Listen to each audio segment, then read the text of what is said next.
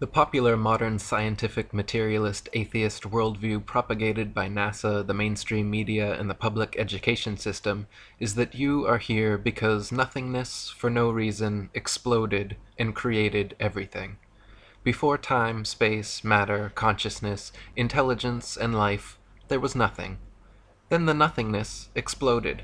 And instead of destroying things like every other explosion ever, this explosion created things, created everything. The nothingness explosion somehow created space, time, and all matter in the universe in an instant and for no reason at all. Then all of the creationary explosive debris flying outward at over 670 million miles per hour for 14 billion years culminated to create you. Yes, first some of the more gaseous nothing came together, forming suns and stars. Then solid pieces of the nothing came together, forming planets and moons. Then the nothing turned hydrogen and oxygen came together, forming water on the nothing planet Earth, out of which single-celled living organisms magically appeared, got to work dividing and multiplying into multi-celled conscious organisms, which multiplied and divided and mutated into various forms of sea life, which adapted and evolved and crawled onto land, replacing gills with lungs, lost tails, grew opposable thumbs, and started grasping at straws like this ridiculous nihilistic notion of Big Bang evolution. This anti-God materialist theory of evolution has been staunchly protected by the infallibility of science for over 150 years, but in actual fact, just as science has failed to find one true, valid proof that Earth is a ball spinning around the sun, scientists have failed to discover a single piece of evidence that the material world is a product of blind chance evolution. Furthermore, Big Bang evolution actually requires and presupposes many other claims which have already been proven false in previous chapters, such as the plurality of worlds, Newton's theory of gravity, Einstein's theory of relativity, stars being distant suns, and Earth being a planet, not a plane. Harun Yahya wrote, "Evolutionary theory claims that life started with a cell that formed by chance. According to this scenario, 4 billion years ago, various lifeless chemical compounds underwent a reaction in the primordial atmosphere on the Earth, in which the effects of thunderbolts and atmospheric pressure led to the formation of the first living cell. The first thing that must be said is that the claim that inanimate materials can come together to form life is an unscientific one that has not been verified by any experiment or observation. Life is only generated from life. Each living cell is formed by the replication of another cell. No one in the world has ever succeeded in forming a living cell by bringing inanimate materials together, not even in the most advanced laboratories. The theory of evolution faces no greater crisis than on the point of explaining the emergence of life. The reason is that organic molecules are so complex that their formation cannot possibly be explained as being coincidental, and it is manifestly impossible for an organic cell to have been formed by chance. How could all the interconnected and compartmentalized components, the cell wall, the cell membrane, the mitochondria, proteins, DNA, RNA, ribosomes, lysosomes, cytoplasm, vacuoles, nucleus, and other cell parts magically come together and create conscious intelligent life from unconscious dead matter? Just making one average-sized protein molecule is already composed of 288 amino acids of 12 varying types, which can be combined to 10 to the 300th power different ways. Of all those possibilities, only one forms the desired protein molecule, and there are over 600 types of proteins combined in the smallest bacterias ever discovered. Astronomer Fred Hoyle compared the odds that all the multifaceted and multifunctional parts of a cell could coincidentally come together and create life analogous to a tornado sweeping through a junkyard and assembling a Boeing 747 from the materials therein. Hoyle wrote that if there were a basic principle of matter which somehow drove organic systems toward life, its existence should easily be demonstrable in the laboratory. One could, for instance, take a swimming bath to represent the primordial soup, Fill it with any chemicals of a non-biological nature you please, pump any gases over it or through it you please, and shine any kind of radiation on it that takes your fancy. Let the experiment proceed for a year, and see how many of those 2,000 enzymes, protein produced by living cells, have appeared in the bath. I will give the answer, and so save all the time and trouble and expense of actually doing the experiment. You will find nothing at all, except possibly for a tarry sludge composed of amino acids and other simple organic chemicals. Even if scientists placed all the chemical substances necessary for life in a tank, applied to them any processes of their choice, and waited for billions of years, not a single living cell could or would ever form.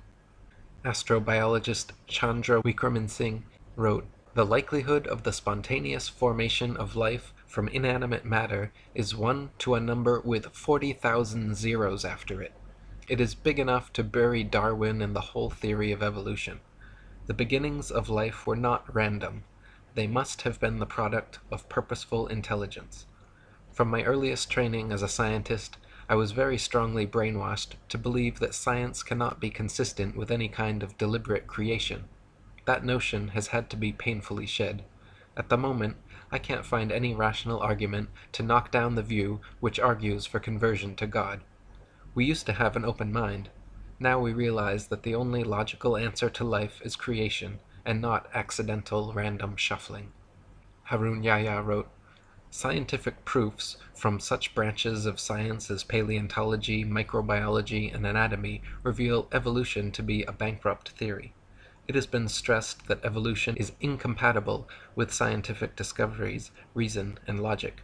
Those who believe in the theory of evolution think that a few atoms and molecules thrown into a huge vat could produce thinking, reasoning professors, university students, scientists, artists, antelopes, lemon trees, and carnations. Moreover, the scientists and professors who believe in this nonsense are educated people.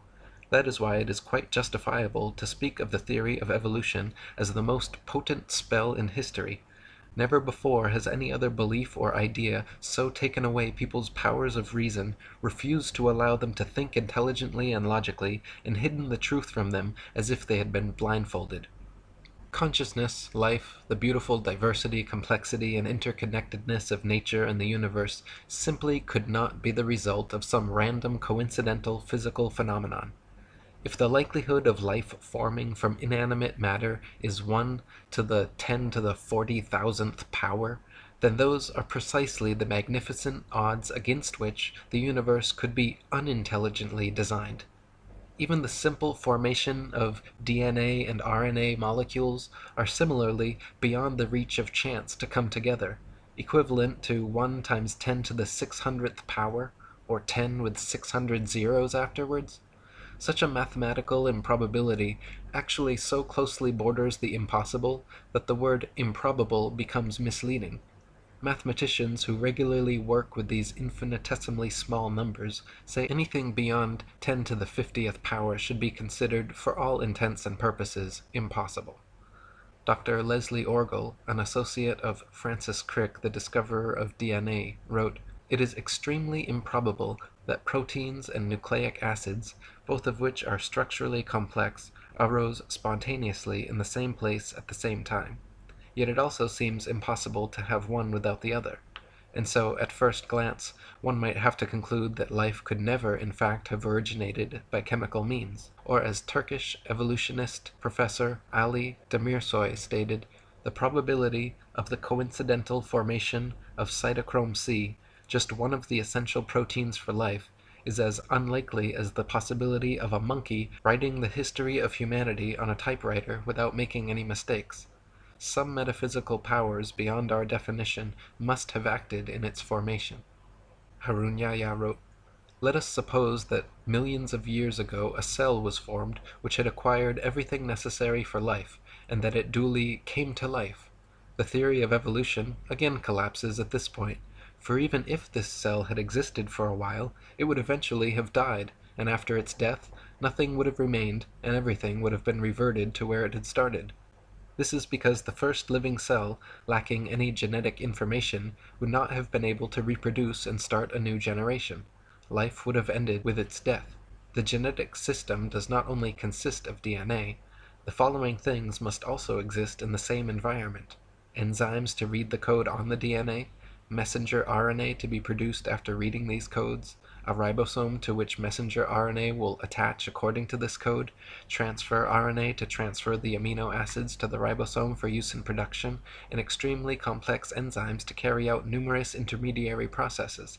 Such an environment cannot exist anywhere apart from a totally isolated and completely controlled environment, such as the cell, where all the essential raw materials and energy resources exist.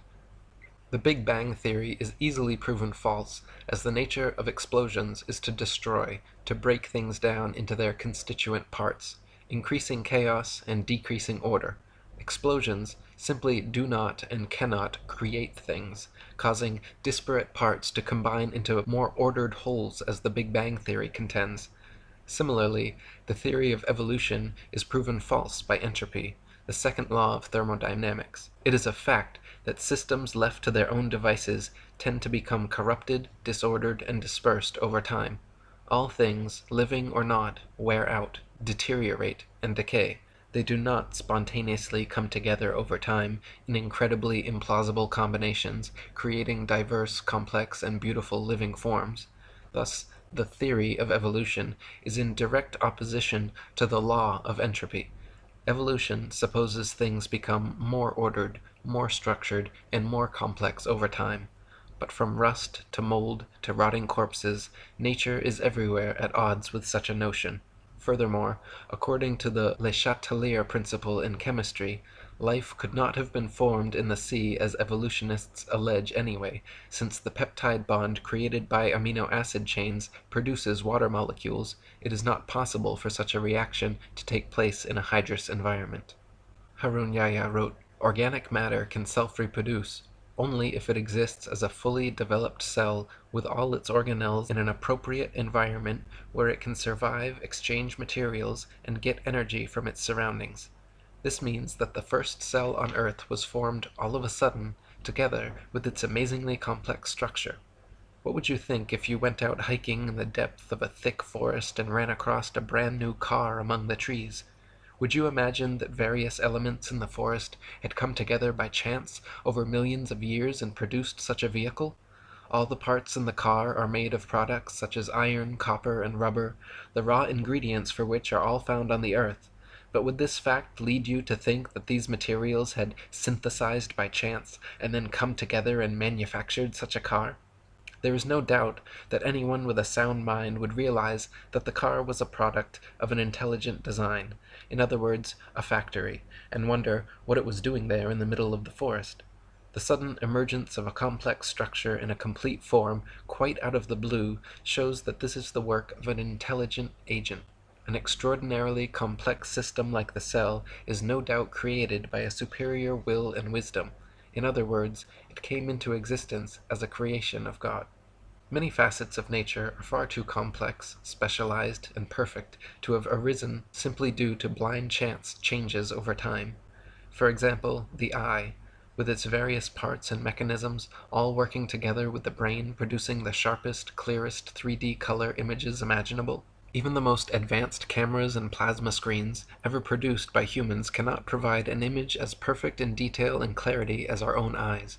Charles Darwin, the originator of the theory of evolution, himself admitted that the thought of the eye made him cold all over, as he knew what an impassable obstacle the eye presented for his theory. And it is the same with ears and audio equipment. For over a century, many thousands of researchers, scientists, and engineers have been working in factories across the world trying to produce sharper, clearer audio and video playing and recording devices, never coming close to the capabilities and perfection of the human ear and eye. Harun Yahya wrote, "Look at the book you read, your hands with which you hold it, then lift your head and look around you. Have you ever seen such a sharp and distinct image as this one at any other place? Even the most developed television screen produced by the greatest television producer in the world cannot provide such a sharp image for you. This is a three-dimensional, colored, and extremely sharp image. No one would say that a hi-fi or a camera came into being as a result of chance. So how can it be claimed that the technologies that exist in the human body, which are superior even to these, could have come into being as a result of a chain of coincidences called evolution? It is evident that the eye, the ear, and indeed all the parts of the human body are products of a very superior creation. Charles Darwin, in his Origin of Species, the veritable Bible of atheist materialists, stated that if my theory be true, numberless intermediate varieties, linking most closely all of the species of the same group together, must assuredly have existed. Consequently, evidence of their former existence could be found only amongst fossil remains. Darwin himself knew no such transitional forms had been discovered, and hoped that they would be found in the future. He even admitted in his Difficulties on Theory chapter that these missing intermediate forms were the biggest stumbling block for his theory. He called it the most obvious and gravest objection which can be urged against my theory. Harun Yahya wrote, "According to the theory of evolution, every living species has emerged from a predecessor. One species which existed previously turned into something else over time, and all species have come into being in this way. According to the theory, this transformation proceeds gradually over millions of years. If this were the case, then innumerable intermediary species should have lived during the immense period of time when these transformations were supposedly occurring. For instance, there should have lived in the past some half-fish, half-reptile creatures which had acquired some reptilian traits in addition to the fish traits which they already had. Or there should have existed some reptile bird creatures which had acquired some avian traits in addition to the reptilian traits they already possessed. Evolutionists refer to these imaginary creatures, which they believe to have lived in the past, as transitional forms. If such animals had really existed, there would have been millions, even billions of them. More importantly, the remains of these creatures should be present in the fossil record. The number of these transitional forms should have been even greater than that of present animal species, and their remains should be found all over the world." Darwin hoped that transitional forms of animal species gradually evolving into different species would eventually be discovered at some future time in the fossil record. To this day, however, no such transitional forms have ever been found anywhere in the world. Darwin's observations regarding natural selection and adaptation were certainly correct. So-called microevolution of various traits and characteristics within a species has been confirmed and widely exists. But macroevolution, the supposed transformation from one species into a completely different species, has never been observed, and no evidence of such evolution exists anywhere in the fossil record. Colin Patterson, senior paleontologist for the British Museum of Natural History and an ardent evolutionist, even he admits that Darwinists must concede natural selection has never been observed to actually cause anything to evolve. He said, "No one has ever produced a species by mechanism of natural selection. No one has ever got near it, and most of the current argument in neo-Darwinism is about this question." Harun Yahya wrote, "Even in the most scientific books about evolution, the stage of transition from water to land, one of the unexplainable points of evolution, is given in such simplicity that they do not prove to be believable even for children. According to evolution, life began in water, and the first developed animals on Earth were fish. According to the story, one day fish species developed the ability to climb out of the water and moved on land. The theory continues that fish which chose to live on land had feet instead of fins, and lungs instead of gills. In most of the books about evolution, nobody explains why the transition occurred. Even in the most scientific sources, writers suddenly jump to conclusions like, "and transition from water to land occurred," without providing a satisfactory answer regarding how the process worked. Yet, how did this transformation occur? It is obvious that a fish cannot survive out of water for more than 1 or 2 minutes. If we assume that a drought really existed, as claimed by evolutionists, and fish were for some reason drawn to lands, then what would happen to fish even if this process lasts for 10 millions of years? The answer is straight. Fish leaving the water would inevitably die in a few moments. Even if this process lasted for 10 million years, the answer would still be the same. All fish would die one by one. Nobody would dare say, "Maybe after 4 million years Some of the fish suddenly acquired lungs while they were trying to survive. This would no doubt be an illogical assertion.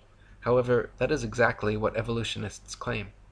The theory of evolution supposes that life somehow originated and evolved in the sea until somehow something that had theretofore lived only underwater grew lungs and feet and started living on land. Darwinists claim fish, creatures living only underwater, turned into amphibians, creatures living on both land and water, and then amphibians evolved into reptiles, creatures living only on land. Then they propose some reptiles evolved wings and became birds, while other reptiles evolved and became mammals. None of these transitional forms have ever been found, however, nor could they realistically exist either. For example, amphibian eggs develop only in water, whereas amniotic eggs develop only on land, so some sort of gradual step-by-step evolution scenario is impossible, since without perfect, complete eggs, a species cannot survive. Reptiles, allegedly evolving into mammals, is another example of evolutionist wishful thinking. Reptiles are cold-blooded, lay eggs, do not suckle their young, have one middle ear bone, 3 mandible bones, and bodies covered in scales, whereas mammals are warm-blooded, have live births, suckle their young, have 3 middle ear bones, 1 mandible, and are covered in fur or hair. Far too many distinct differences for gradual evolution. Reptiles evolving wings is another sheer impossibility, as the structure of land-dwelling reptiles and air-dwelling birds are far too different. Engin Qurer, a Turkish evolutionist, admits the problem wings present to Darwin's theory. The common trait of the eyes and the wings is that they can only function if they are fully developed. In other words, a halfway developed eye cannot see. A bird with half-formed wings cannot fly. How these organs came into being has remained one of the mysteries of nature that needs to be enlightened. Harun Yahya wrote, "Although it is cloaked in the guise of science, the theory of evolution is nothing but a deceit defended only for the benefit of materialistic philosophy, a deceit based not on science but on brainwashing propaganda and fraud.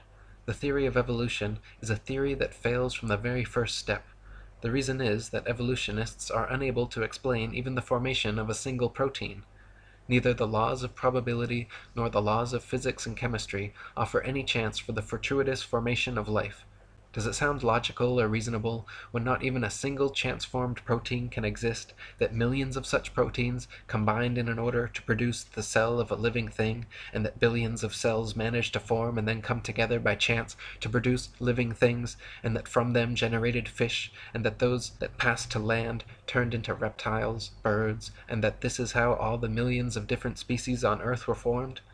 They have never found a single transitional form such as a half-fish, half-reptile, or half-reptile, half-bird, nor have they been able to prove that a protein, or even a single amino acid molecule composing a protein, could have formed under what they call primordial Earth conditions. Not even in their elaborately equipped laboratories have they succeeded in doing that. Darwin's theory is a concept that concerns not only biology, chemistry, astronomy, and metaphysics, but actually formed the basis for a new political outlook as well. Within a very short time, this new progressive political attitude was redefined as social Darwinism, and as many historians have suggested, social Darwinism became the ideological basis of fascism, communism, and eugenics. Darwin's idea of natural selection and survival of the fittest were central to the insane ideologies of many of the 20th century's worst mass murderers, including Mao, Stalin, Lenin, Trotsky, Marx, and Pol Pot. Charles Darwin himself was a blatant racist who elucidated in his book The Descent of Man how blacks and aborigines, due to their inferiority to Caucasians, would be done away with by the civilized races in time. Freemasonic records state that Charles Darwin's grandfather, Erasmus Darwin, was a philosopher, scientist, and physician who advanced ideas on evolution back in the 18th century.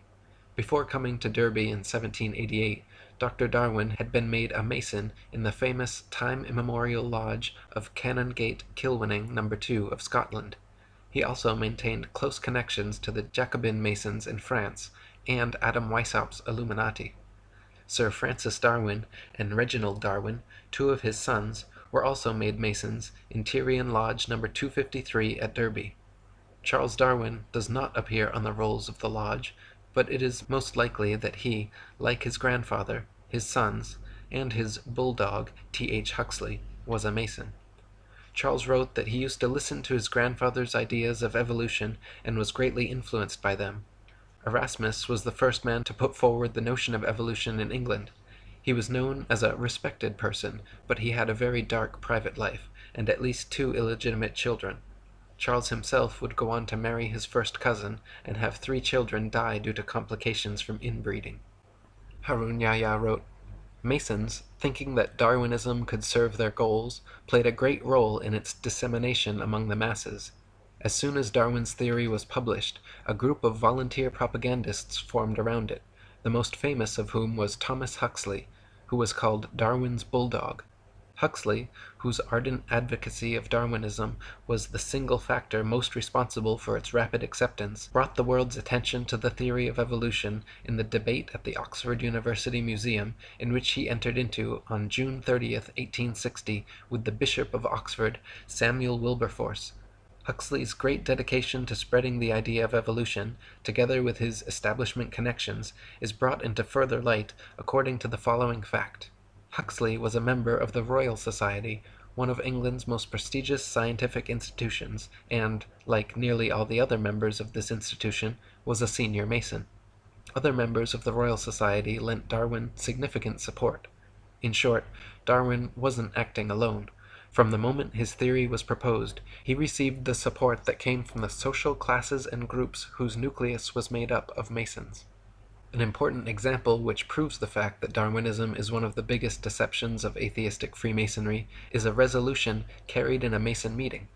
The 33rd Degree Supreme Council of Mizraim Freemasonry at Paris reveals in its minutes its promotion of evolution as science, while they themselves scoffed at the theory. The minutes read as follows. It is with this object in view, the scientific theory of evolution, that we are constantly, by means of our press, arousing a blind confidence in these theories. The intellectuals will puff themselves up with their knowledge, and without any logical verification of them, will put into effect all the information available from science, which our agentur specialists have cunningly pieced together for the purpose of educating their minds in the direction we want. Do not suppose for a moment that these statements are empty words. Think carefully of the successes we arranged for Darwinism. Atheistic Freemasonry in the United States has picked up the resolution of Mizraim before long. New Age magazine in its March 1922 issue stated that the kingdom of atheistic Freemasonry will be established by evolution and the development of man himself. As seen above, the false scientific image of evolution is a deception set in the 33rd degree atheist Masonic lodges. Atheist Masons openly admit that they will use the scientists and media which are under their control to present this deception as scientific, which even they find funny. The Mimar Sinan Journal, published by the Turkish Great Freemasonry Lodge, has openly discussed their mission to use Darwinism to overthrow religion and belief in God. One article mentioned, "Today, the only valid scientific theory accepted both by most civilized countries and underdeveloped ones remains to be Darwinism. However, neither the Church nor other religions have collapsed yet. The legend of Adam and Eve is still being taught as religious teaching in holy books." In other words, it seems that one of the main goals of modern Masons, besides convincing people of the Ball Earth and Big Bang, is to abolish creationism and replace it with their godless myth of blind chance evolution. Just like Copernicus never claimed to have any new or special evidence for his heliocentric theory, Darwin never claimed to have any verifiable scientific evidence proving his evolution theory. Yet here we are 150 years later, no closer to a proof of either, but with the vast majority of indoctrinated sheeple convinced they are monkey men hanging from a spinning ball. Harun Yahya wrote, "When we look at the Western media carefully, we frequently come across news dwelling on the theory of evolution. Leading media organizations and well-known and respectable magazines periodically bring this subject up. When their approach is examined, one gets the impression that this theory is an absolutely proven fact, leaving no room for discussion. Ordinary people reading this kind of news naturally start to think that the theory of evolution is a fact, as certain as any law of mathematics. They print headlines in big fonts. According to Time magazine, a new fossil that completes the gap in the fossil chain has been found. or nature indicates that scientists have shed light on the final issues of evolutionary theory. The finding of the last missing link of the evolution chain means nothing because there is not a single thing proven about evolution. In short, both the media and academic circles, which are at the disposal of anti-religionist power centers, maintain an entirely evolutionist view, and they impose this on society. This imposition is so effective that it has in time turned evolution into an idea that is never to be rejected. Denying evolution is seen as being contradictory to science and fundamental realities. The information we have considered throughout this book has shown us that the theory of evolution has no scientific basis, and that, on the contrary, evolutionist claims conflict with scientific facts. In other words, the force that keeps evolution alive is not science. The theory of evolution is maintained by some scientists, but behind it there is another influence at work. This other influence is materialist philosophy. Materialist philosophy is one of the oldest beliefs in the world, and assumes the existence of matter as its basic principle. According to this view, matter has always existed, and everything that exists consists of matter. This makes belief in a creator impossible, of course, because if matter has always existed, and if everything consists of matter, then there can be no supermaterial creator who created it. The fact of the matter is, evolution is, was, and always has been a foregone conclusion by people looking for any answer other than God. When you metaphysically exclude the existence of an intelligent, creative consciousness behind the creation of the material world, the only answer left is random happenstance. Everything must be the result of coincidence, chance, and circumstance once you have excluded the possibility of a supreme intelligent creator. But no matter how diligently it is denied, the truth remains. You simply are not some cosmic accident, not the result of random happenstance, chance, or coincidence. Your eyes, your ears, your feelings, your life and consciousness are all the result of the most supremely intelligent design. My previous book, Spiritual Science, is a 284-page refutation of materialist science and philosophy, which proves far beyond any reasonable doubt that atheistic materialism is an invalid, untenable, destructive philosophy, and that consciousness and intelligence existed before and beyond all space, time, and matter. Malcolm Muggeridge, an atheist philosopher and supporter of evolution for 60 years, finally admitted before his death that I myself am convinced that the theory of evolution, especially the extent to which it's been applied, will be one of the great jokes in the history books in the future. Posterity will marvel that so very flimsy and dubious an hypothesis could be accepted with the incredible credulity that it has.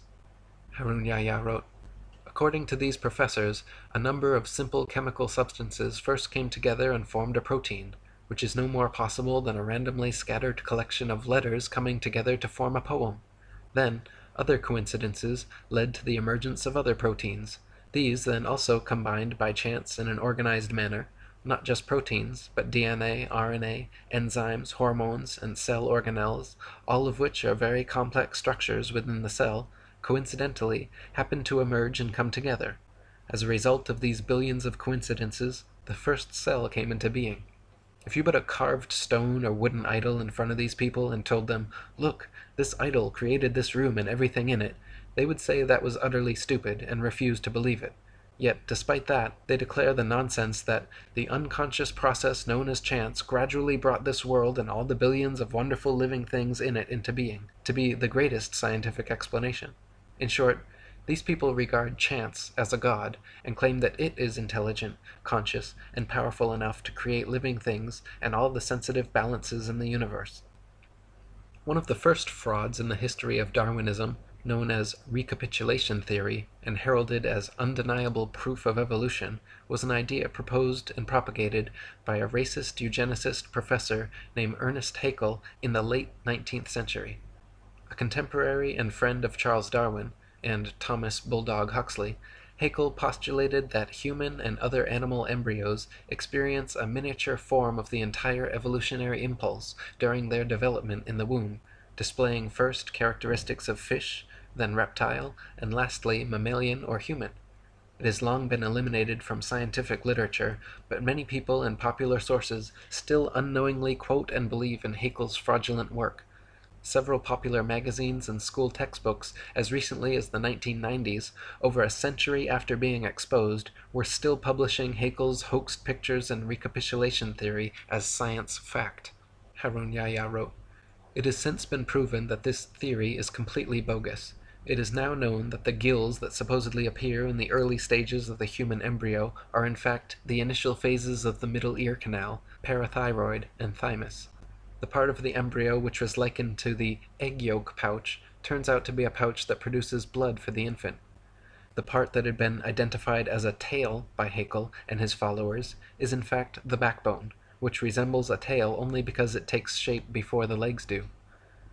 Another interesting aspect of recapitulation was Ernest Haeckel himself, a faker who falsified his drawings in order to support the theory he advanced. Haeckel's forgeries purported to show that fish and human embryos resembled one another. When he was caught out, the only defense he offered was that other evolutionists had also committed similar offenses. Haeckel was charged with fraud by 5 professors and convicted by a university court at Jena, where he admitted that several of his drawings were forgeries, that he was merely filling in missing links where evidence was thin, and that hundreds of his contemporaries were guilty of the same charge. During the trial, he said, "After this compromising confession of forgery, I should be obliged to consider myself condemned and annihilated if I had not the consolation of seeing side by side with me in the prisoner's dock hundreds of fellow culprits, among them many of the most trusted observers and most esteemed biologists. The great majority of all the diagrams in the best biological textbooks, treatises, and journals would incur in the same degree the charge of forgery, for all of them are inexact and are more or less doctored, schematized, and constructed." What an admission! Not only did Haeckel confess his own forgeries, but he admitted that there were hundreds of other scientific fraudsters similarly doctoring findings in the best biological textbooks, treatises, and journals, several of which will be examined in this chapter.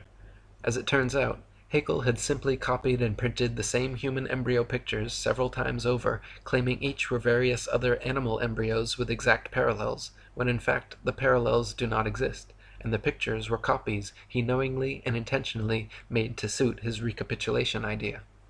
Malcolm Bowden wrote, "To support his theory, Haeckel, whose knowledge of embryology was self-taught, faked some of his evidence. He not only altered his illustrations of embryos, but also printed the same plate of an embryo 3 times, and labeled one a human, the second a dog, and the third a rabbit, to show their similarity." Dr. Michael Richardson wrote, "This is one of the worst cases of scientific fraud. It's shocking to find that somebody one thought was a great scientist was deliberately misleading. It makes me angry. What Haeckel did was to take a human embryo and copy it, pretending that the salamander and the pig and all the others looked the same at the same stage of development. They don't. These are fakes." For the past 150 years, evolutionist scientists have been working diligently to propagandize the public into believing that modern humans are descended from ancient apes. The final and most difficult theoretical leap for the theory of evolution is this supposed million-year transition from ape to human. The utter impossibility of evolving abilities like bipedality, erect spinal columns, and complex linguistic skills has been debated since the theory was first presented, but such obstacles will never stop die-hard evolutionists set on discovering, or inventing, a believable monkey-man transitional species. The first of these convenient evolutionary discoveries was the Neanderthal man, found in the Neander Valley of Germany in 1856. Just in time for the release of Darwin's Origin of Species. To this day, reconstructed drawings of hairy ape-like Neanderthal men are depicted in scholarly journals and school textbooks, and claim to be a missing evolutionary link. The fact is, however, that all so-called Neanderthal remains have never been shown to be any more different from modern humans than an Asian from a Caucasian, or an Inuit from an Aborigine. Also, the skull size shows its brain was actually 13% larger than the average brain of modern man, making it impossible to be an intermediary between man and ape. Even Time magazine in 1971 proclaimed the primitiveness of Neanderthal to be unwarranted, that he could walk the street today unrecognized.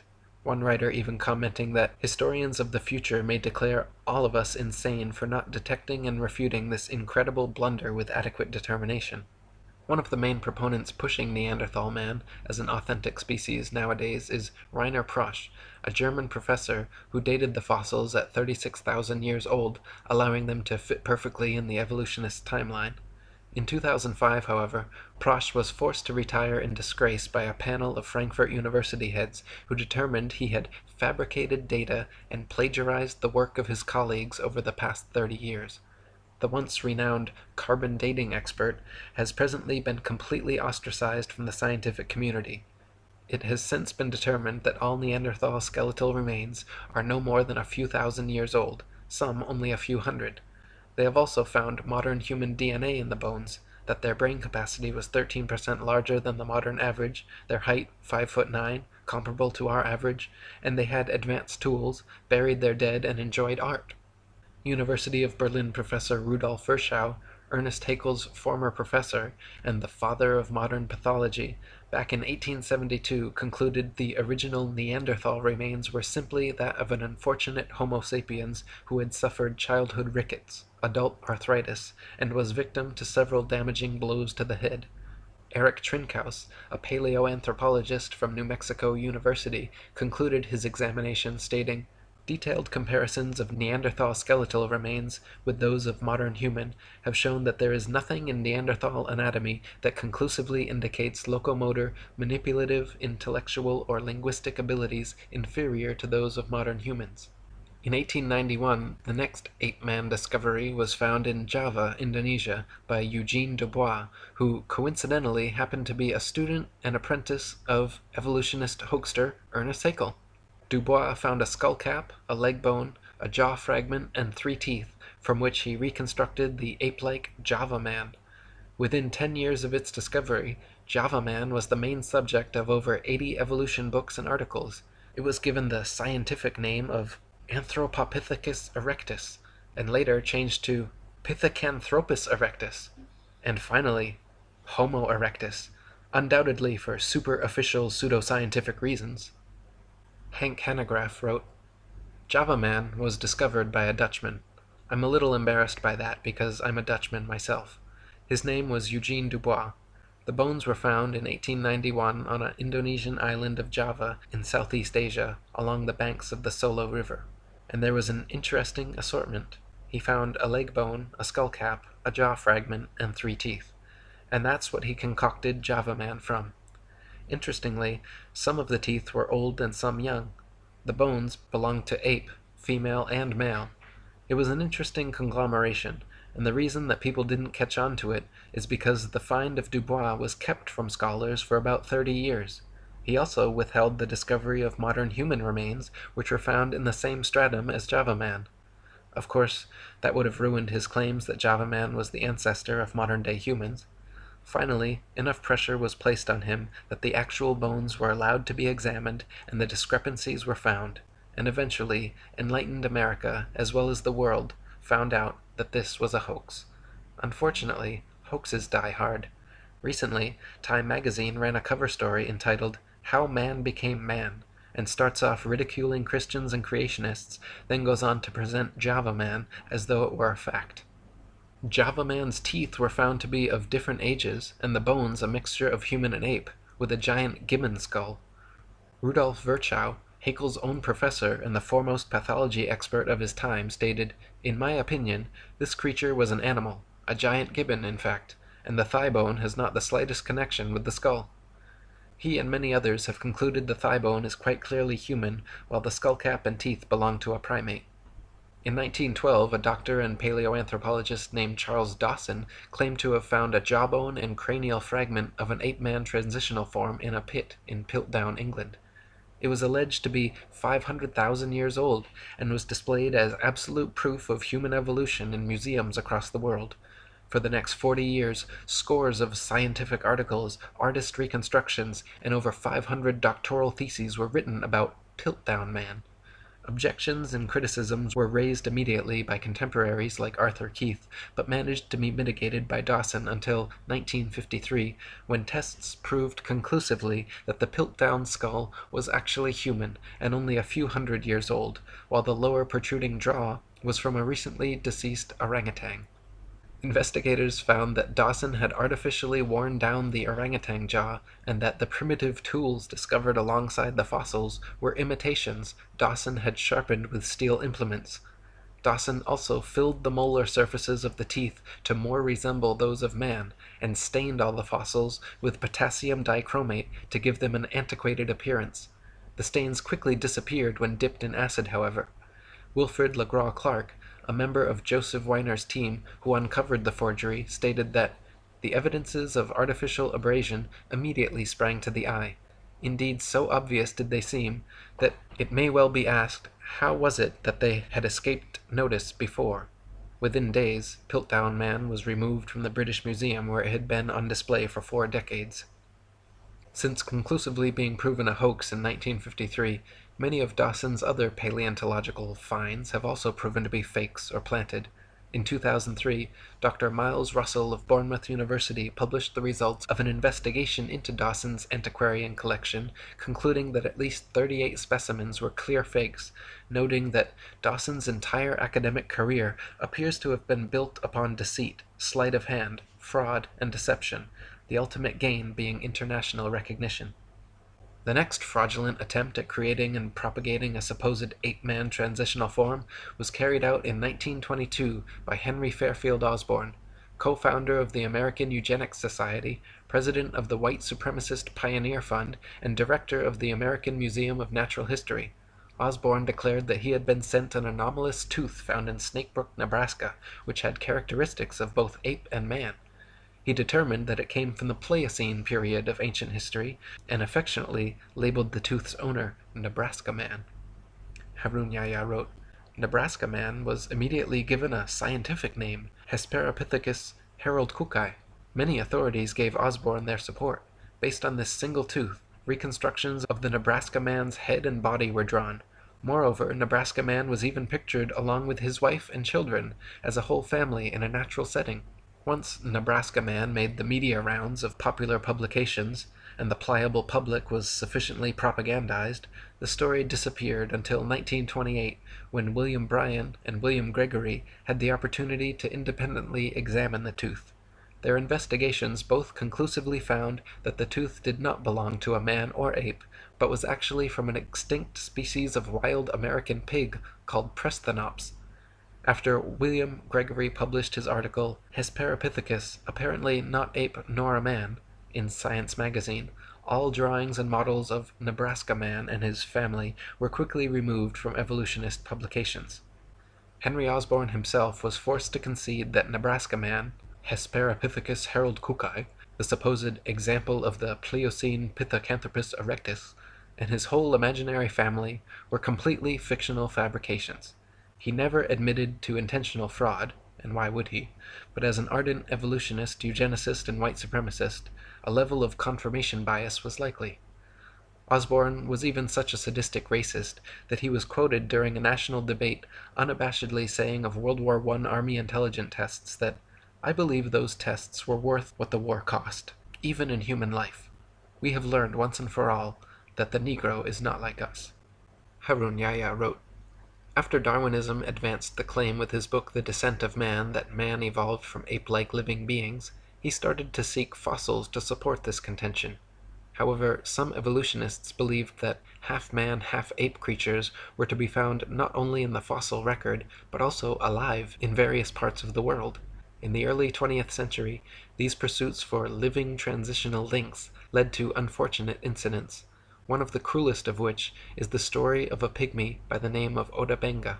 Oda Benga was captured in 1904 by an evolutionist researcher in the Congo.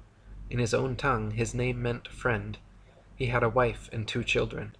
Chained and caged like an animal, he was taken to the USA, where evolutionist scientists displayed him to the public in the St. Louis World Fair along with other ape species and introduced him as the closest transitional link to man.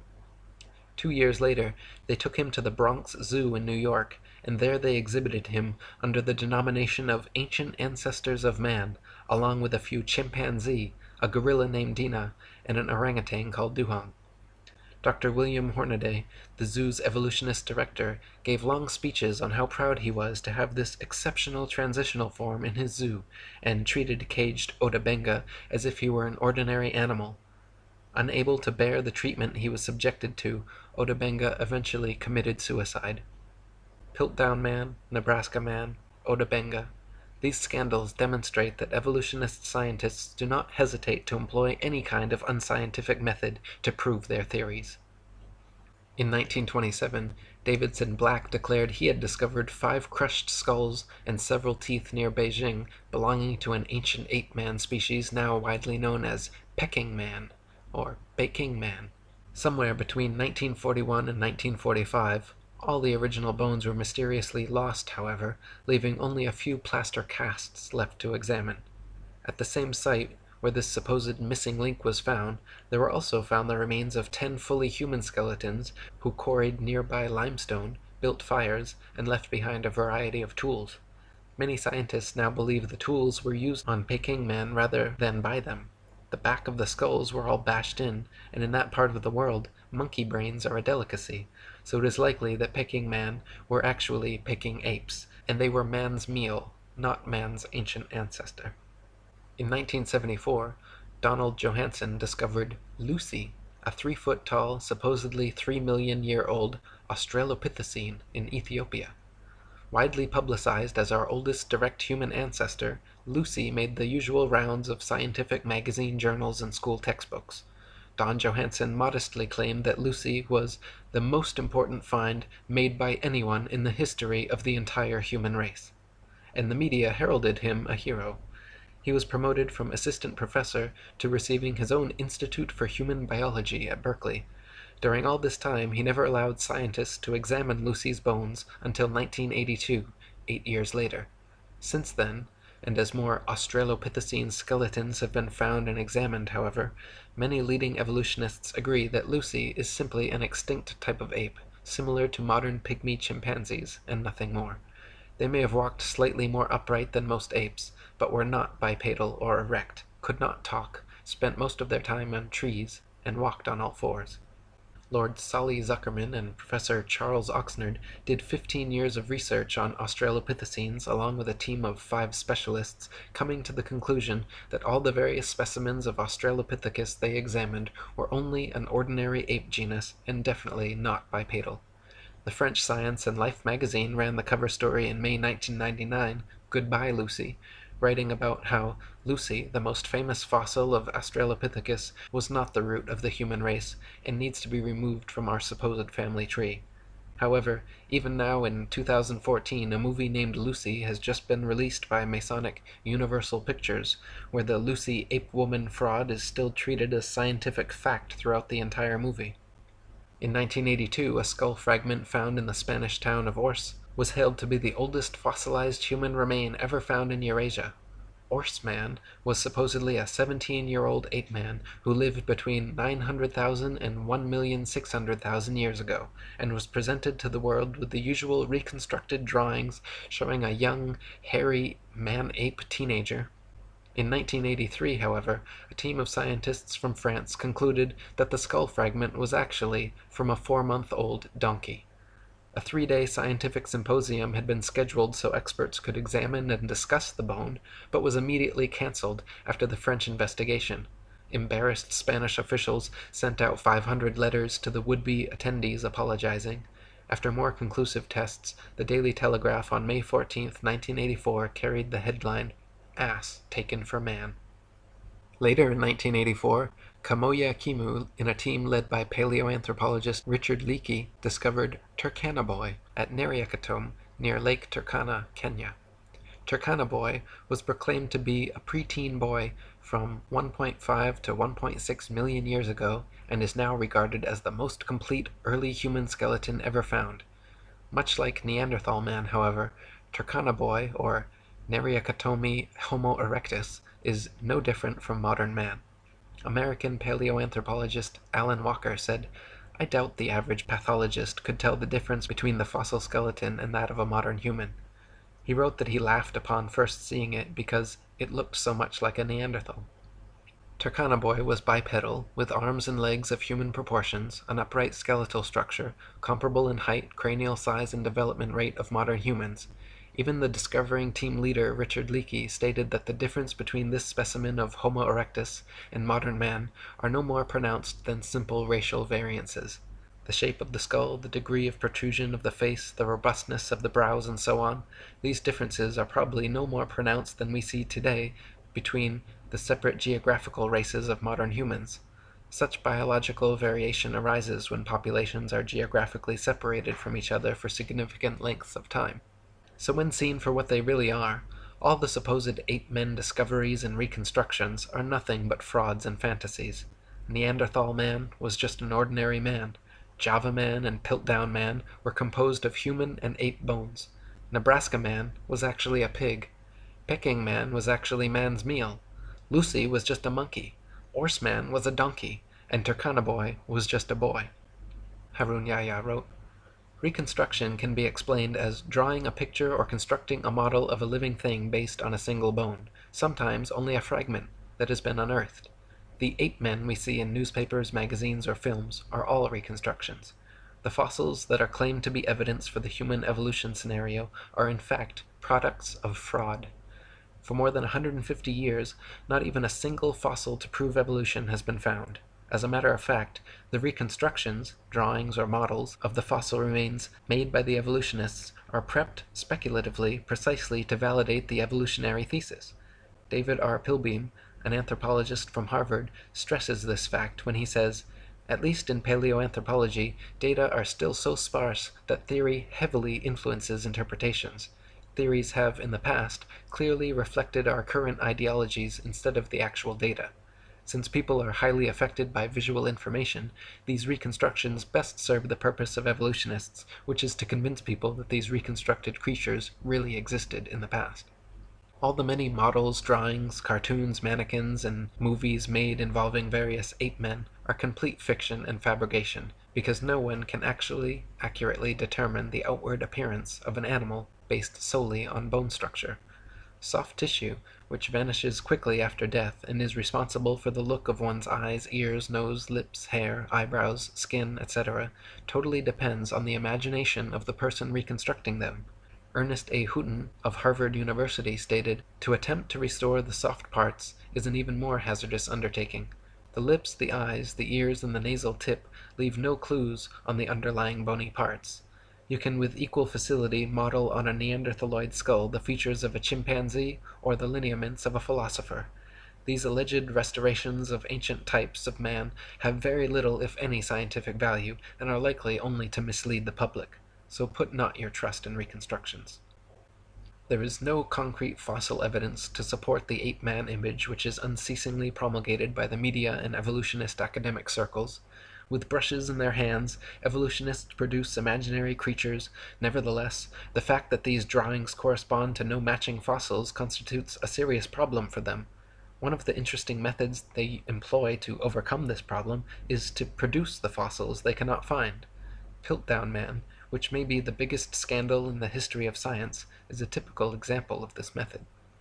The current evolutionist ape-to-human transitional theory goes Australopithecus, Homo habilis, Homo erectus, Homo sapiens. Australopithecus, which means southern ape, has been proven to be nothing but an extinct ape which closely resembles many modern chimpanzees in height, arm and leg length, skull shape, teeth, mandibular structure, and many other details. Homo habilis, a hypothetical classification created in the 1960s by Turkana Boy team leader Richard Leakey, was what evolutionists deemed necessary to exist between Australopithecus and Homo erectus because the jump was far too drastic. There needed to be a species of ape-man with a larger cranial capacity that could walk upright and use tools. Serendipitously for his career, fossils unearthed in the late 1980s were deemed Homo habilis, and Leakey was regarded a scientific genius. That is, until his contemporaries Bernard Wood and C. Loring Brace determined the Homo habilis arms were too long, legs were too short, and skeletal structure too ape-like to be anything but an ape. Their fingers and toes were that of tree climbers, and their jaws and cranial capacities were comparable to modern apes. American anthropologist Holly Smith in 1994 concluded Homo habilis was not Homo, or human at all, but simply an ape, just like Australopithecus. She stated that restricting analysis of fossils to specimens satisfying these criteria, patterns of dental development of Australopithecines and Homo habilis remain classified with African apes. Those of Homo erectus and Neanderthals are classified with humans.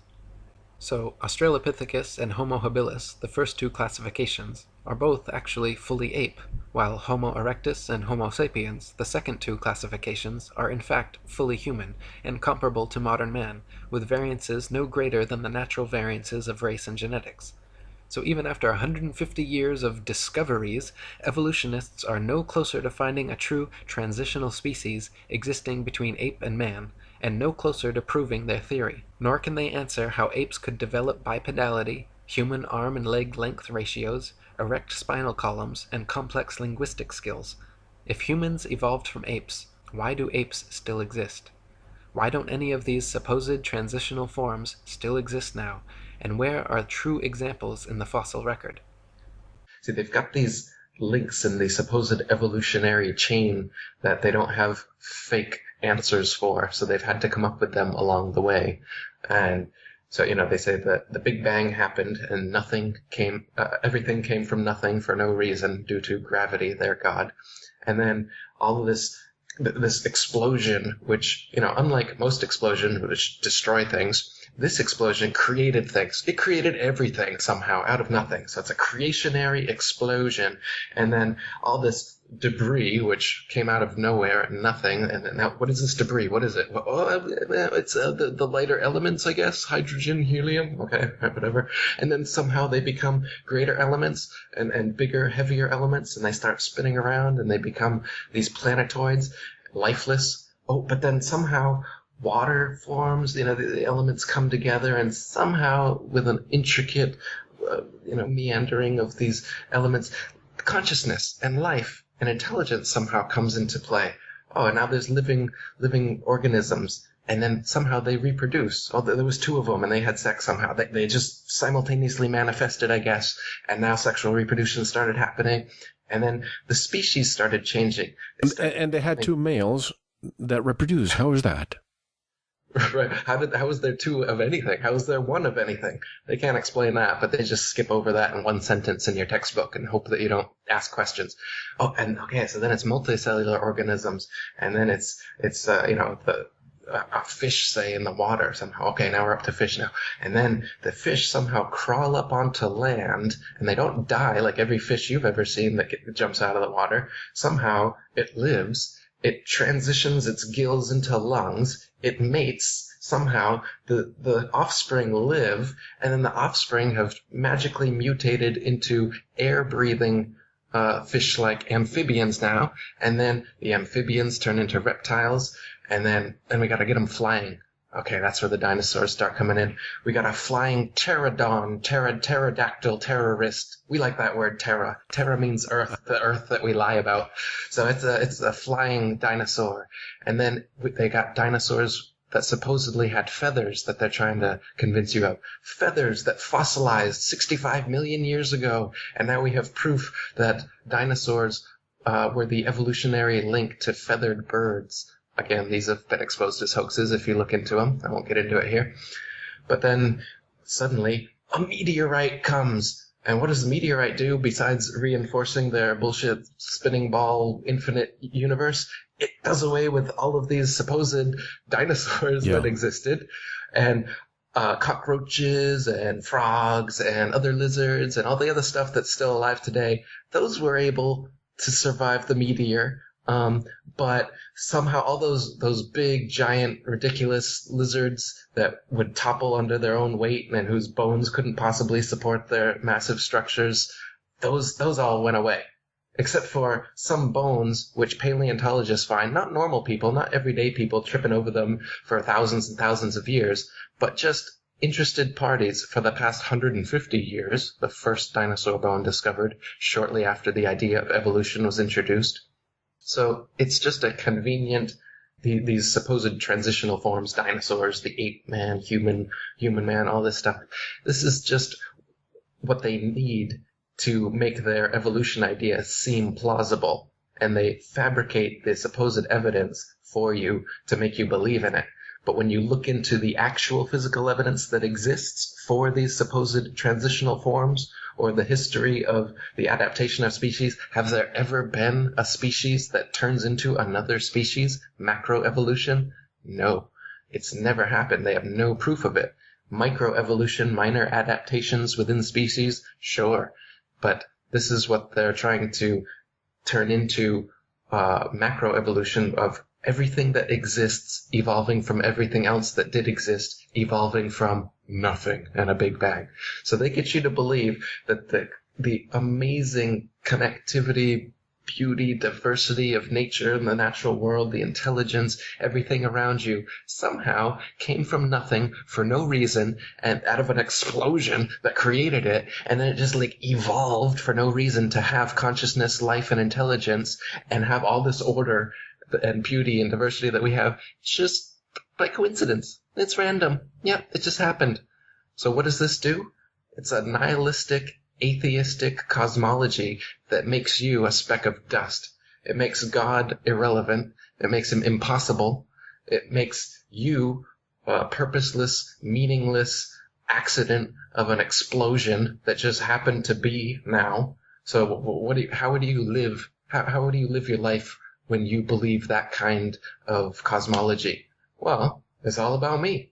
Nothing really matters, so I might as well just have a good time, do what I want with my life, consume, which is exactly the way society is set up, and the way that the people who control society and who have fed you this myth for centuries anyway, that's what they want. And that's why you behave this way and think this way. And that's why you scoff at people that know that they were intelligently designed by an intelligent designer. That's why you scoff at people that know that we're on a flat, motionless Earth. And you laugh your hearty spinning ball Earth or laugh where you think that you know something because you've seen CGI pictures